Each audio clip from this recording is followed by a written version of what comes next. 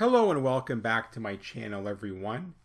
Today we're going to be taking a look at the guide bracket 3D model, and I will be showing you how I would model this in Autodesk Inventor. So here's what it looks like. Now this, again, this is like the V-pulley. This is a cast part showing the texture of the rough cast surface. And these little curved lines that look like stitches represent fillets. Now, this is not something that I really want to add to this model. I mean, it's proper to add the fillets, but there's so many fillets going on in this thing that it's actually kind of difficult in Inventor to put them all in. And what happens is if you don't do them in the correct order, you'll get some error messages that pop up. And I'm really not concerned about the fillets in this model. I'm really just concerned about whether you can model this correctly. And I think the easiest way to do this is to create a sketch profile of this from the right side at the base. Now we could build this piece by piece from the bottom, and that's something that you could do if you wanted. You could start with the base, create the rectangular prism, and then constrain the next one, extrude it up, and so on. But I'm going to actually sketch that profile. And I'm just going to create one extrusion for the entire base, and then I'll add the dovetail slot after the fact. Alright, so I'm going to be moving over to Inventor now. I have that same image open on my device next to me, and I'm going to be working from that. I'm going to go to New, select English under Templates, and Standard Inch.ipt, and click Create.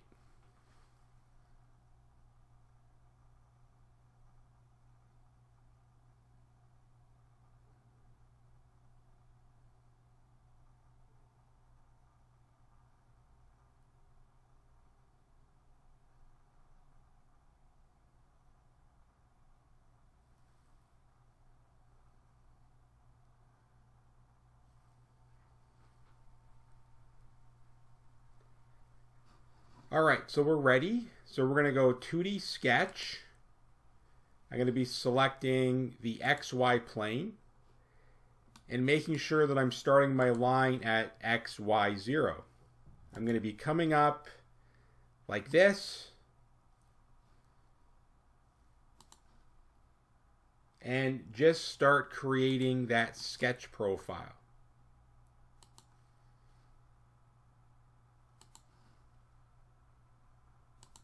Going to come down, create a constraint,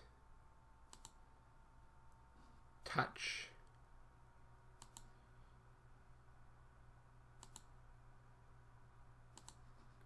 and then back where I started. Right click, left click, OK.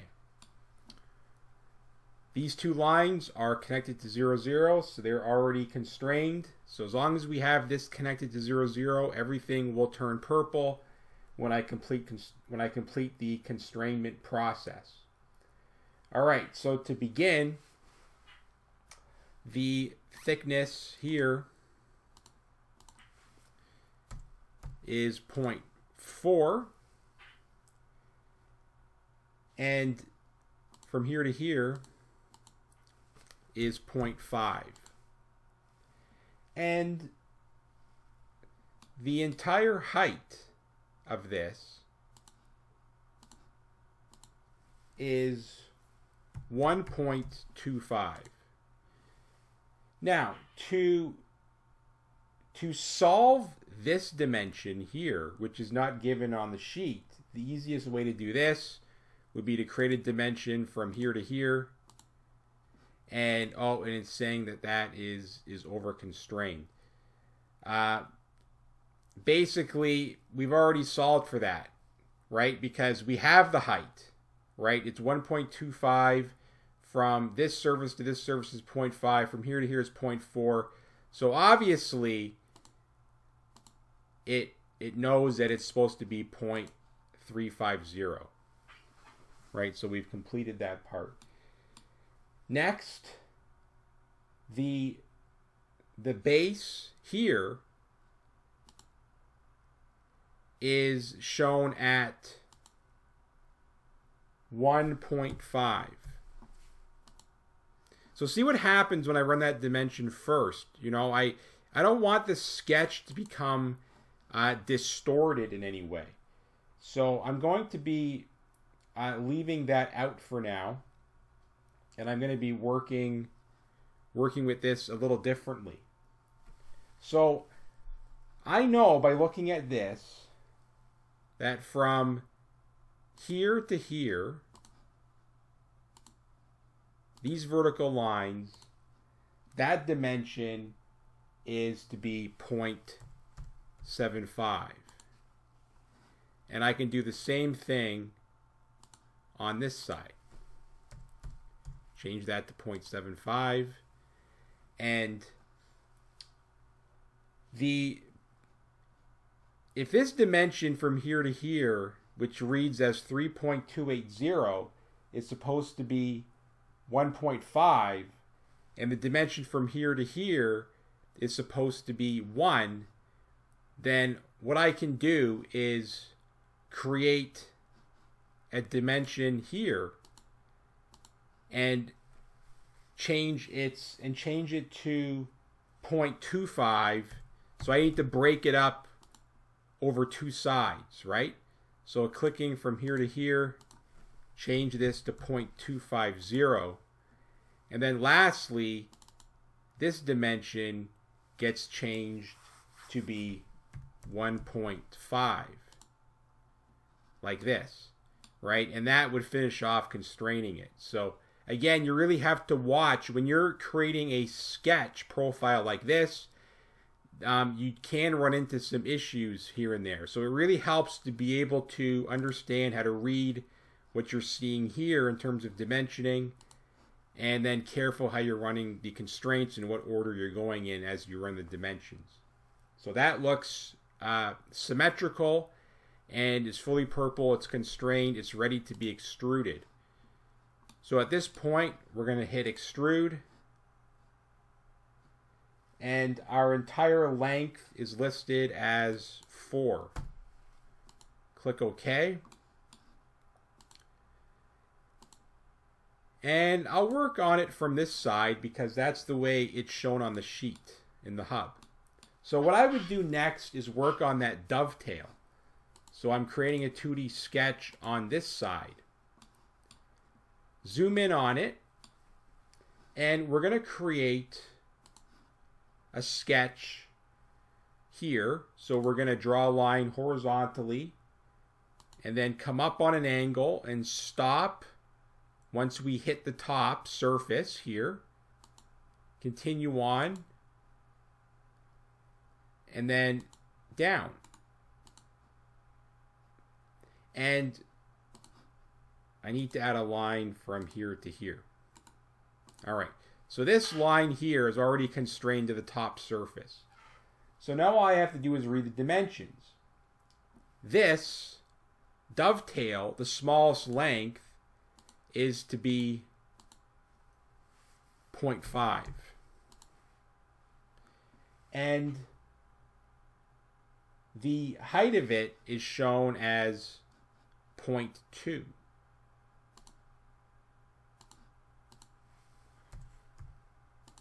So that'll create a constraint here. Now we just have 2 or 3 more dimensions to run. I would work on the angle next. This angle is to be 60 degrees.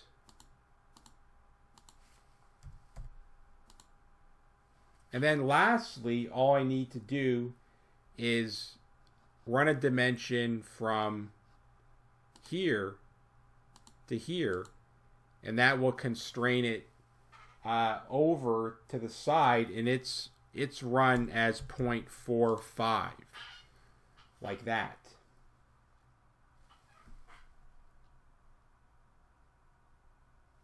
All right, so at this time, finish sketch, extrude, cut. It's going to pass through all the way, but it's good practice just to select all and then hit OK. And there is our dovetail in place.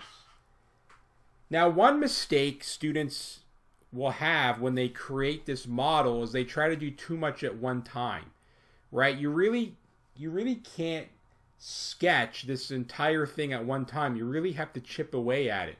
There's no other way to create the top part unless you're creating 3 separate sketches and 3 separate extrusions.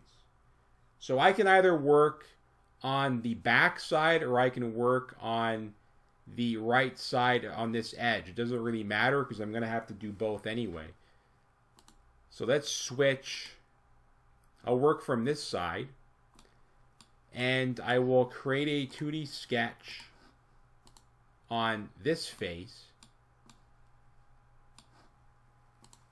and draw a line from this endpoint, a line up. I'm going to draw a line horizontally and I'm going to draw it down, and I don't want it to touch the dovetail, but it should land somewhere before it the way it's seen on the iPad image here. And then I'll draw a line from here back to where I began. Okay. So, the dimension for the height is not given from the bottom to the top of this extrusion. It includes the very top extrusion that I have not drawn or sketched yet. So I need to take into account that when I run this dimension, I have to subtract what I don't have yet. So it gives the entire height as 2.50, but again, I can't use that dimension. I need to subtract the thickness of that top extrusion. So that's worth 0.40. So I have to subtract that away and hit check mark. So that is the height for what I'm showing right now. And the height, or the length I should say, of this line is also the length of the extrusion that we don't have yet. It needs to be shown at 1.80. And then lastly, we need to create an angle of here. And I would call this 135 degrees, right? Because that's the same thing as 45. Right? If I was to draw a construction line, and I just pick format, that will give me a line that won't be a part of normal sketch geometry. Right? So it appears lighter and it's dashed. If I was to run a dimension from here to here, again, it's 45 degrees, and that's the way it's dimensioned actually on the sheet. Of course, that will create a driven dimension, which I don't need.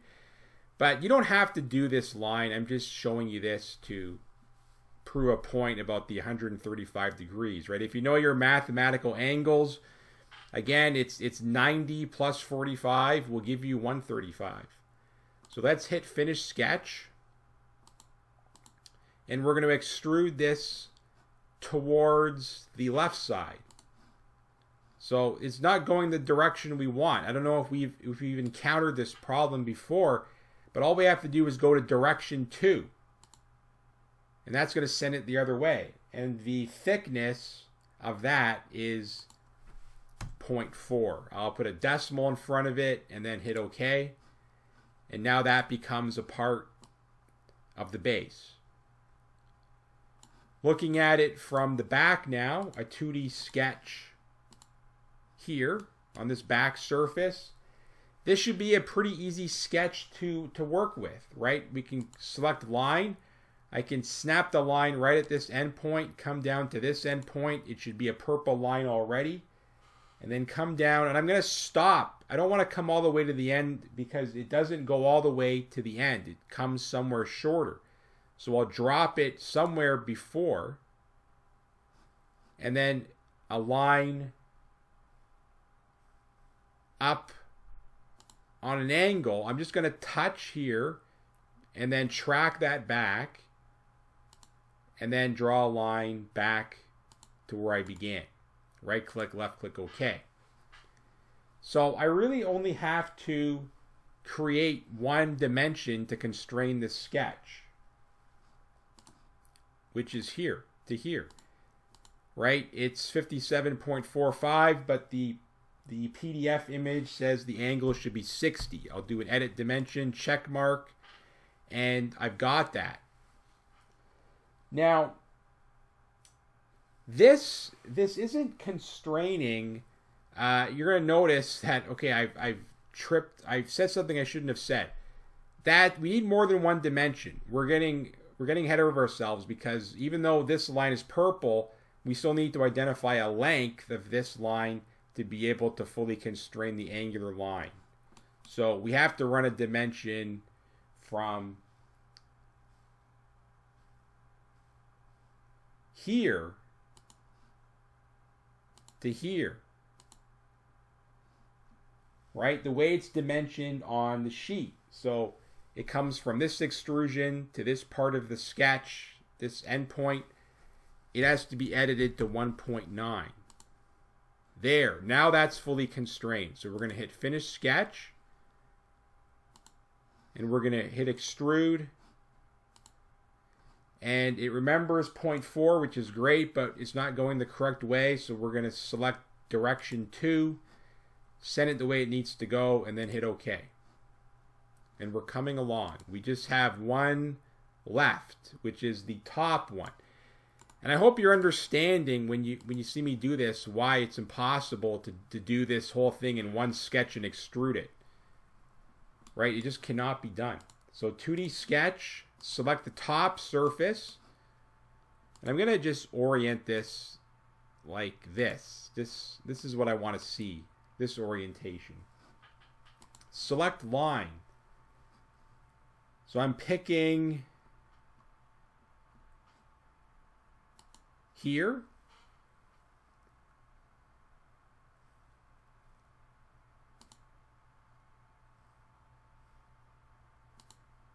Coming down on an angle. Back to here and then back to where I started. All right, so same dimensions again. General dimension.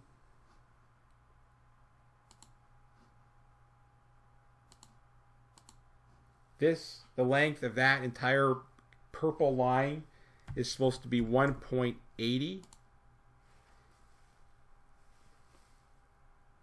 This one is supposed to be 1.9, which will bring this to here. And then what we have left to do is the angular line here. And that's 30 degrees. Now, we have to run a dimension here. This has to be updated to be 1 inch. And why is that? Because when you look at this hole that does not exist yet, it is dimensioned, right? From this corner, it's 1 inch and 1 inch from this side. And the center line lands right here. Right at that fillet. So basically, that's my indicator that I have to run that dimension at 1 inch. And then lastly, I can run the 30-degree angle. Now to do this, like the easy way to do this without having to worry about angular numbers in your head and do some, conversions. What's the equivalency of 30 degrees, stuff like that, right? What you can do is just hit your construction line, grab your line, draw a construction line like this, and then run a dimension from here to the construction line, and then change that to 30. And that is how that should be. And then we're going to go finish sketch, and we're going to extrude this up. And this is 0.4. Now the rest should be a piece of cake. Creating the hole on the top. Circle. That's all we need. Run the dimension as 0.44. Check mark. From here to here. The center from the back is 1 inch. And from the center from here is 1 inch. Finish sketch, extrude, cut, and 0.4 is good because we don't, if we say through all, it's going to cut all the way through the base, right? So this is 0.4 thick. We'll just hit OK, and we have the hole where we need it to be. All right, last thing we're going to do is select the material surface finish like I've shown you before. So this is a review for that. We're going up and we're finding iron cast right here. That's going to change our texture. And then I want to select all the machine surface finishes because it says here, except where noted, surface finish to be 63, right? So basically, wherever you see a surface finish or a surface that is clear, as in white, that needs to be changed to machined because these surfaces were machined and those fillets were machined away, right? So that we have the top surface. You see, we have a surface finish symbol. And the dovetail as well, and then the base had some machining done underneath of it. And I'm also going to assume that the very bottom also was machined. And sometimes they show these symbols right on the dimension extension line, right? So this indicates, even though you can't see this surface underneath in this picture, having the surface finish symbol there indicates, yes, it is machined underneath. So moving on. All right, how do we select all the surfaces at once? You can hold Control on your keyboard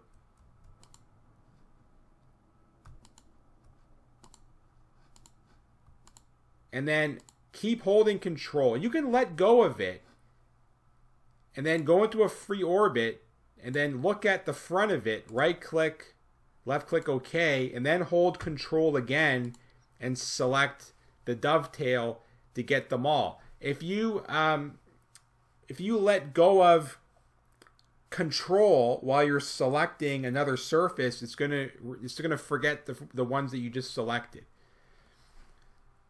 So we're gonna continue on. I'm gonna go into a free orbit, and I'm going to right click, left click OK. I'm gonna hold Control before I pick this surface here. Here, also underneath, let go into free orbit, right click, left click OK, hold Control again, select that surface, and then let go, click free orbit, and zoom in, right click, left click OK, hold Control, and select.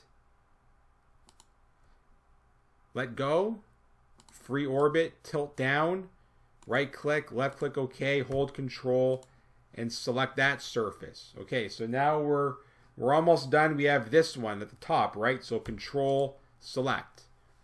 Okay, I have them all. I'm going to go back into this list, and I'm going to select Machined 2. There, let's take a look at this. All right, so the dovetail is machined, and all these surfaces were milled as well.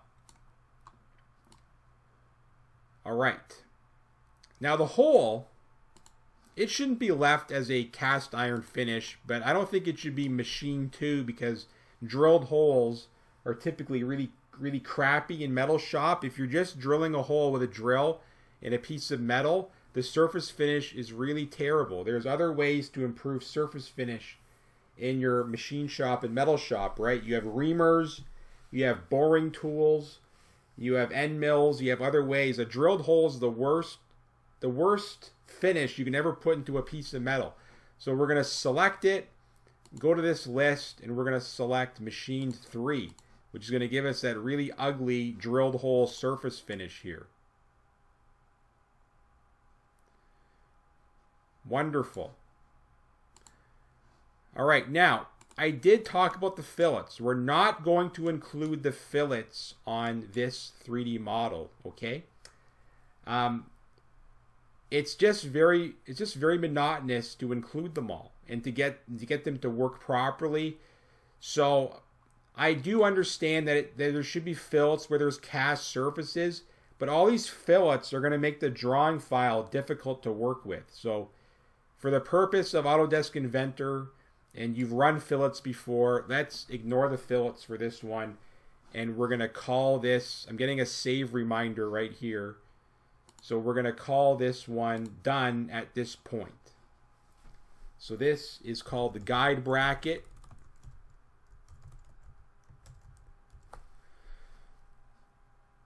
Save to my desktop. And that is it for this one. Not a bad model to complete. Little bit of critical thinking involved, but it's a pretty neat one to do, and it can be done in about 6 extrusions, as seen here in our project browser. It could be done in more. It could even have been done in 1 less. But anyway, I'm going to sign off for now. Let you try this on your own. Any questions you're having, please get in touch with me. You know, flag me down, send me a message. Don't just copy my videos, because when it comes time to do a test, you are not going to do well because you're not going to be able to read the drawing and think it through on your own. So watching the videos is great. You can watch them once, watch them twice, but try to work on these without the video. You'll have a better mark later. And take care for now.